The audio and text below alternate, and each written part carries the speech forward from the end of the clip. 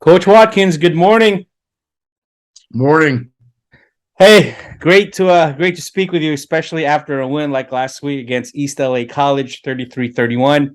Um, Tell me about that game. I saw you the day after the game and asked you, man, how great was that? And how much hair did you lose?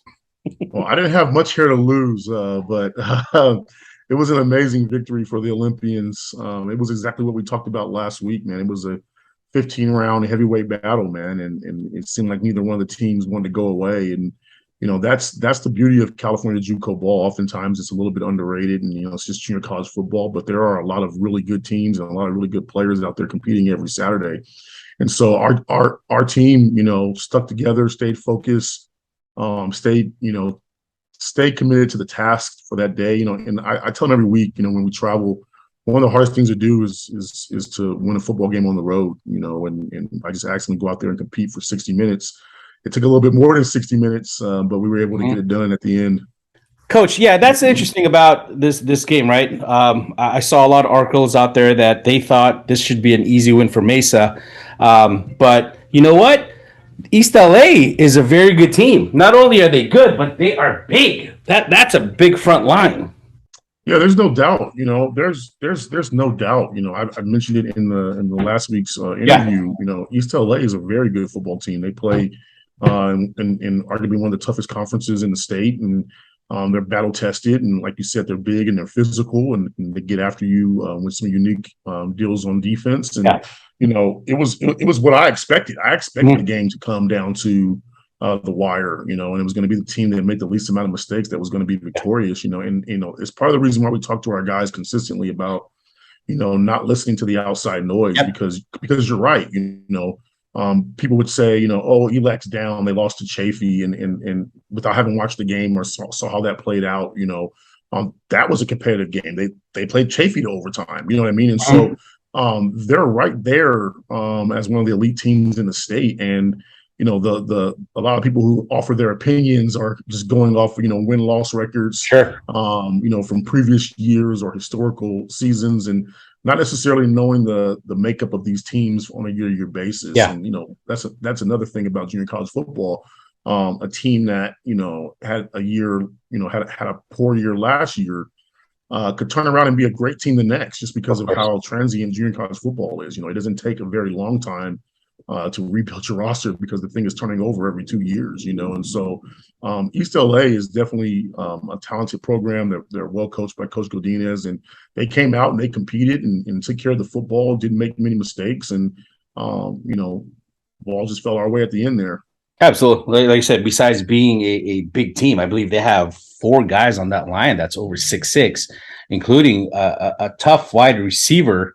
And like you said, even from our previous conversation, we knew it was going to be a fight out there. And like you said, it was came down to the wire. Now, let me ask you this, Coach. Looking at the stats, right? They had more total offense. We had more turnovers. What was the biggest difference there? One stat that comes at me is time of possession. We had the ball 14 minutes longer than they did. Is that one of the key elements of coming out victorious with this game? Well, for me, being an offensive coach and an offensive line coach, and I, as a head coach now, my philosophy has kind of changed. And when I was just the offensive coordinator, it was all about how many yards can we get and how many points can we score, and how many third downs can we convert, and all the things that offensive coordinators put on their resume to make them look good, and I had that transition in 2018 when I took over the program. The focus went from how many yards can we score and how many points can we put up, to how do we find a way to be 1-0. And at the end of the day, Bo, the win-loss column is the only stat that actually matters. Sure. And so we've talked to our guys about playing their hearts out, playing as hard as they can, and allowing me to take care of the score. And I'm managing the game. I'm worrying about the score, and their job is to play. And so the stats don't always tell the story. Of course. The stats don't always tell the story. It's the second year in a row where ELAC has outgained us, and we were victorious in both games. And so the time of possession is a big deal for me as a head coach. If we are possessing the ball more than our opponent, that means we're converting third downs, we're getting first downs, we're hopefully not turning it over, and for me, it's a big deal because it allows our defense a chance to rest. There are some key numbers where your defensive efficiency is going to go down if you play, over X number of stats or plays. I'm sorry. And so for us, as I'm trying to manage the totality of the game, controlling that ball on offense is something that I want to do. Obviously, if our game plan is to control the ball and not turn it over, well, if we have the ball, it means they don't. Which obviously is going to limit their opportunities to score. And so it's all about playing complementary football for us here at Mesa College. The offense is going to support the defense, and the defense is going to support the offense, and special teams is going to support everybody. And so if we have the ball, they don't, and so our opportunities of keeping them from scoring are obviously going to be greater. And so the time of possession is truly a big deal to me. It's something that I believe helps your entire team be successful over the course of the whole 60 minutes. Absolutely. Just a couple of highlights there. As a Christensen with 3 sacks and 4 solo tackles, along with you bring it up every week. Special teams, Donovan Warren continues to play well. 3 of his punts averaging 40 yards with the long of 48. Hey, Coach, one last question for you coming from this East LA game. What was your message to the team? We were ahead by 1 point, 14-13 at halftime. Then all of a sudden, in the third quarter, we were down 17-19, having to claw back into the game. What was the message that turned this thing around and eventually tied this up in the fourth? What was the mindset going to that fourth quarter? Yeah, so I in the fourth quarter, I just it actually started at halftime, Bo. At halftime, I just reminded them that the game is 60 minutes long. Obviously, ended up being more. But one of our standards of performance, that we talk about every offseason is, we're going to play to our standard. And I challenged them at halftime to play to the Olympian standard, and they came out and they kept fighting. And there were moments in that second half where all the momentum was on the ELAC side, and to watch our guys continue to just grind it out and chop wood and keep moving forward and keep battling and getting key stops when they needed them and making key plays on offense when we needed them.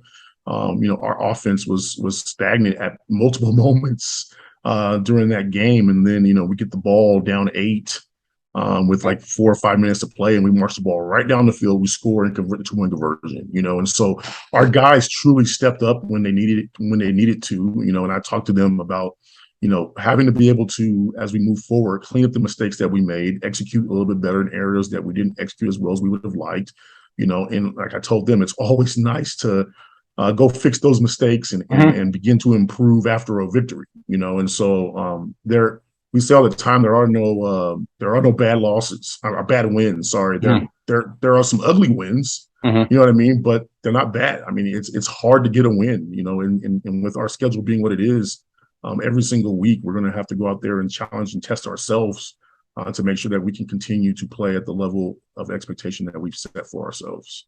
Absolutely. We are joined here today again by head football coach Gary Watkins, who currently is 3-0, leading or is tied with Golden West College in the National Southern League. Okay, Saturday, tomorrow, Long Beach City College 2-1, recently defeated Chaffey College 31-28. What do we know about them? What has the film showed, and what's our strategy for the game?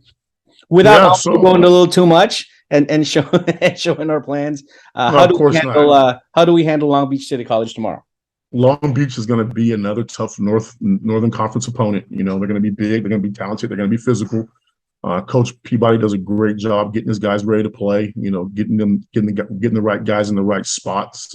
They have playmakers on both sides of the ball. It's going to be another heavyweight battle. And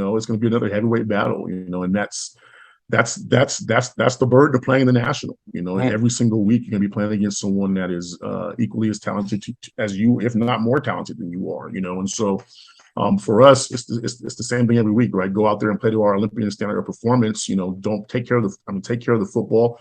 Don't make mistakes. Make the plays when your number's called. And obviously try to limit their explosiveness on offense. I mean, they are very explosive. And they're going to be another team that's pretty big up front and like to get after it. Long Beach, in my opinion, has one of the sweetest recruiting areas. Just with all the local talent that they have right around them. And Coach Peabody does a really good job every year of recruiting that local area and getting some of those talented guys in his program. And Long Beach is, I mean, we played them last year at Long Beach, and that was a tough one. I mean, that one went down all the way to the fourth quarter, and so we're looking for another hard fought test on Saturday evening on Mount Olympus, and we're looking forward to competing against them and getting after it. Absolutely. I was completely wrong last week in what I thought East LA was going to do. Just a couple of numbers that point out here from their game against Chafe is, it seems they have a very balanced attack. 346 yards in the air, 138 yards on the ground. Their quarterback, Keanu Campbell Caldwell, 26 of 32 for 304 yards and 2 touchdowns. Their running back, Watson, 16 carries, 97 yards, averaging 6.1 a carry. So you're right. They have an explosive offense. But one of the things that really sticks out, looking at their game against Chaffee, is their special teams play. 5 kickoff returns for 163 yards. I know we talk about it. How important is it going to be for special teams for this game? Yeah, special teams is one third of the game, man, and so we take great pride in our special teams at Mesa College. We work it every single day. We have some type of special teams unit going during practice every single day. Because in my opinion, and I said it back in 2018, special teams is one of the quickest ways that you can turn around a program. I mean, you can steal 2 or 3 wins if you are solid on special teams, and so for us, we have identified their commitment to special teams as well, and we know that they're going to be trying to make plays in that area, and our plan is to go and try to keep those guys from hurting us in special teams, and trying to create some explosive plays for ourselves in special teams as well, and try to tip the scale of that game with the special teams units. Coach, well, you guys have walked through today. Any other messages you want to provide for our supporters and our fans? I just want to invite everybody to come out Saturday night, 6 p.m. on Mount Olympus. Merrill Douglas Stadium is its official name. We call it Mount Olympus. It's going to be a great game between 2 really solid programs who are looking forward to pressing forward throughout the rest of the season. Come out, cheer. Our atmosphere is awesome. We have a great crowd attendance, and just bring the energy and help push the Olympians over the edge. Awesome, Coach. Well, good luck this weekend. I will see you on Saturday.